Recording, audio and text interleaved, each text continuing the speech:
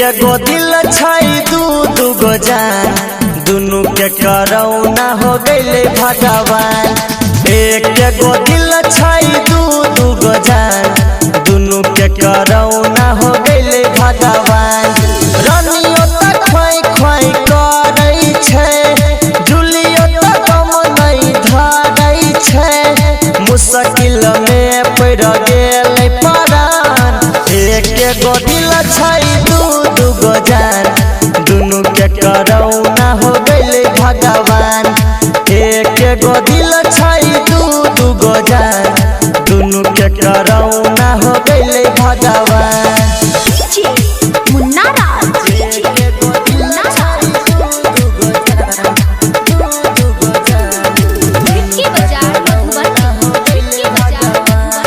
Mix by Parveen Yadav.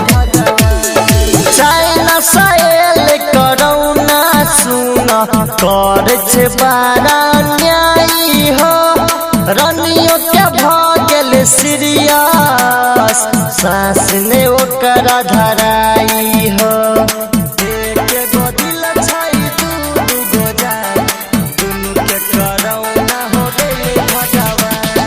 China सायल corona कर छे बड़ा न्यायी हो, रनिया के भगेल सीरियस, सांस ने ओकरा धराई हो, सांस ने ओकरा धराई हो। ऑक्सीजन नहीं मिले छिए परेशान, दुनू के करौना हो गइले भगवान।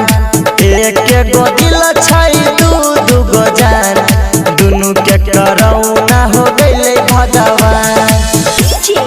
मुन्ना राज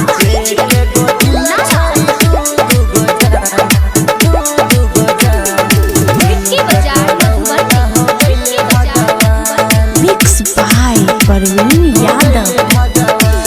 सतेंद्र सुमन बात तू सुन, कर कोनो उपाय हो, छाती पीट के कानई छी हम, हमरा ने कुछो सुझाई हो। एक गो दिल छई दू गो जान, दुनू के करौना हो गइले भगवान। सतेंद्र सुमन बात तू सुन, कर कोनो उपाय हो, छाती पीट के कानई छी हम, हमरा ने कुछो सुझाई हो, हमरा ने कुछो सुझाई हो। ओकरा बदले तू लल हमर जान, दुनू के करौना हो गइले भगवान।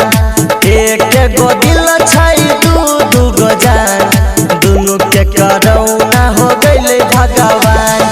रनियो तक खोई खोई करई छै, जुलियो तक गम नहीं धरई छै, मुश्किल में पड़ गेलै परान। एक गो दिल छई दू गो जान, दुनू के करौना हो गइले भगवान।